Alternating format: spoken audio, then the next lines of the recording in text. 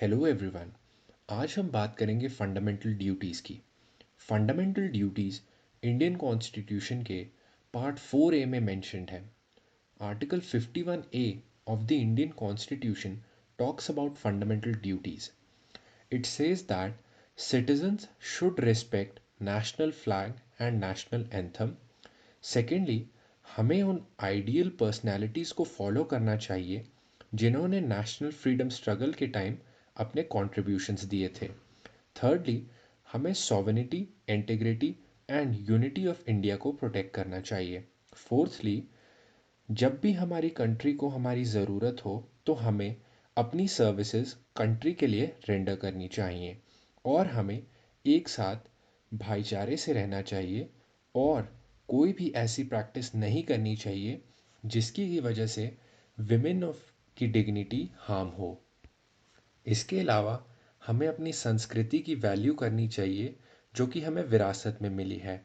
बाकी fundamental duties हमें ये बताती हैं कि हमें अपना एनवायरनमेंट का ध्यान रखना चाहिए, पब्लिक प्रॉपर्टी को हार्म नहीं करना चाहिए और हमें एक्सीलेंस की तरफ बढ़ने की ओर कोशिश करनी चाहिए जिससे कि हमारे देश का नाम हो।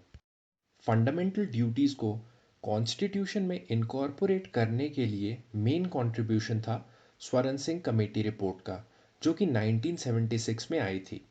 फंडामेंटल ड्यूटीज़ को कॉन्स्टिट्यूशन में लाने का एक रीज़न ये था कि सब सिटीजन्स जो अपने फंडामेंटल राइट्स एनफोर्स करवाना चाहते हैं उन्हें पता हो कि उसके कॉरस्पॉन्डिंग उनकी फंडामेंटल ड्यूटी क्या है, because rights and duties are correlative and they both exist together.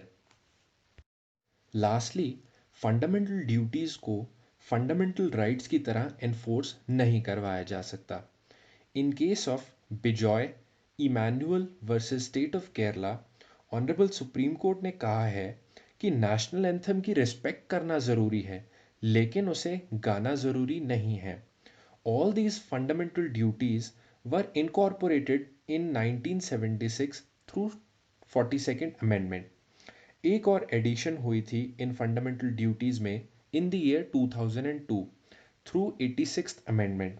इस अमेंडमेंट के अकॉर्डिंग पेरेंट्स और गार्डियंस को ये कहा गया था कि वो अपने 6 से 14 साल के बीच बच्चों को एजुकेशन प्रोवाइड करेंगे। So this was all about fundamental duties. For more videos on any topic of law, please comment and kindly subscribe this channel. Thank you.